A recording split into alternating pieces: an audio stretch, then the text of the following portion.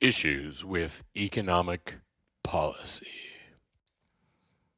I'm going to go through these, not necessarily in any particular order, but things we need to think about that affect whether our policy choices work. There's a theory that's often associated with our buddy Milton Friedman here, and it's called crowding out.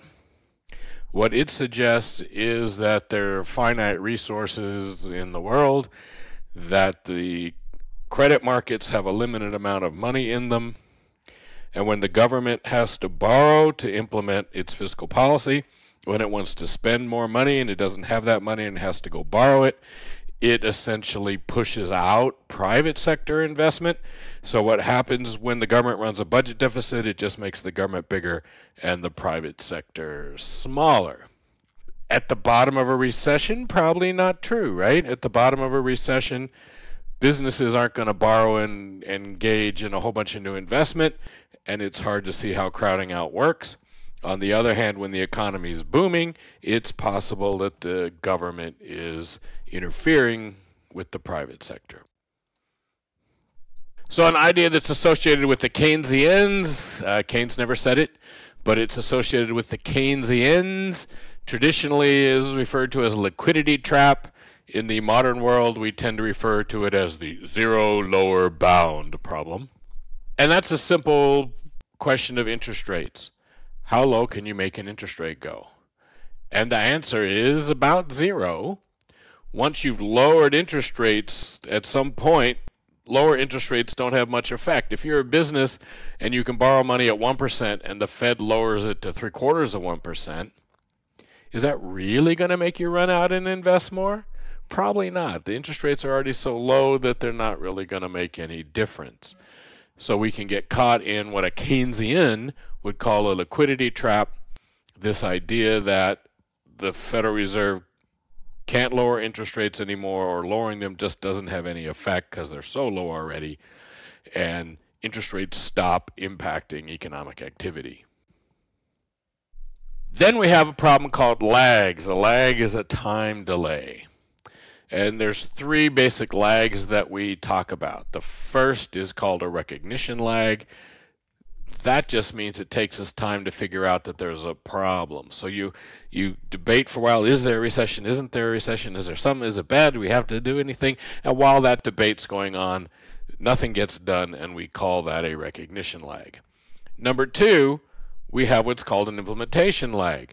How long does it take Congress to do something, or how long does it take the Federal Reserve Board to do something once they've decided there's a problem? The Fed usually acts pretty simply and quickly. Congress can often take a really long time before they do anything. And then effectiveness. When does it work? Even though the Fed can act quickly, there are people who believe it can take up to 6 or 9 months before an action of the Fed actually filters its way through the economy. And when Congress, say, for example, authorizes a bunch of roads to be built, we don't start building those roads tomorrow. It'll take months before governments let contracts and get contractors working and create new jobs. So anytime that the government tries to do something, it can take many months before it has an effect, and we call that an effectiveness lag. Then there's the whole more question of, will it work? And, for example, do tax cuts work during a recession? There's evidence, there's a big study by the World Bank that says tax cuts don't really affect the economy during recessions, that they're very powerful instruments when the economy is doing good, but they're not very effective. During a recession, if you cut people's taxes, they tend to hold on to that money rather than spend it, so that tax cut doesn't do anything. What if the financial system is frozen? If you're trying to change interest rates or trying to affect the economy somehow, but the whole financial system's just frozen up, it's just locked up, you can't directly impact the economy because a lot of what the economy has to do flows through the financial system. And related to that is something that's called the Policy and Effectiveness Proposition, the PIP. And what the Policy and Effectiveness Proposition says is that Wall Street people are pretty smart. And if we know that the Fed is going to lower interest rates or tighten up on the money supply or raise interest rates or whatever it is that they're going to do, Wall Street is going to try to profit off it. And Wall Street speculators can interfere and get in the way of the government's attempt at creating policy. And so their policy might be ineffective because the guys on Wall Street are going to do something to make them money, and as a result, that policy is not going to have any effect. We also have a budget issue. If the government's going to spend money and cut taxes to try to help the economy, they're going to create some debt issues. And just like we consumers can get locked in by debt, the government can be affected by its debt as well. So we need to talk about that. Some terms we need to know. Term number one is deficit. A deficit is a 1 year.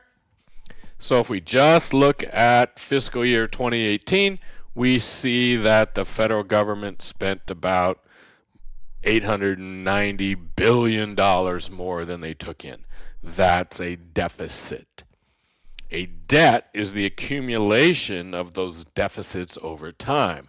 So 2018, again, the end of 2018, the federal government has about $21 trillion in debt. So the deficit is 1 year, $890 billion. In total, the debt is about $21 trillion. What this means is also that we have this thing called rollover. When a bond comes due, and the government creates its debt by selling bonds to people. So they have names, bills, notes, bonds, but from a 30-day to a 30-year, there's all kinds of different financial instruments out there that the federal government sells, which are really just loans, okay, that people get. When one of these comes due, we don't actually pay it off. The federal government uses its MasterCard to pay its Visa. It takes and sells a new bond to pay for the old bond, and that's called rollover. Which means that even if we balance the government budget right now and we got rid of a deficit, the government would still have to keep borrowing money because they need to pay off the old debt. Or not pay it off, but roll it over. Now, it's important to understand that this debt is correctly measured by comparing it to our GDP. Just because our actual debt is bigger today than it was in 1945 doesn't mean it's a bigger problem, because the economy's bigger. When you go buy a house someday, they're going to decide how big a house you can afford by what your income is. Well, the same thing's true for a country. How big a national debt it can support depends on what the income of the country is, and that's GDP. So we need to compare our debt to GDP. If we do that, we can see that in 1945 we were at 118%. The debt was 118% of GDP.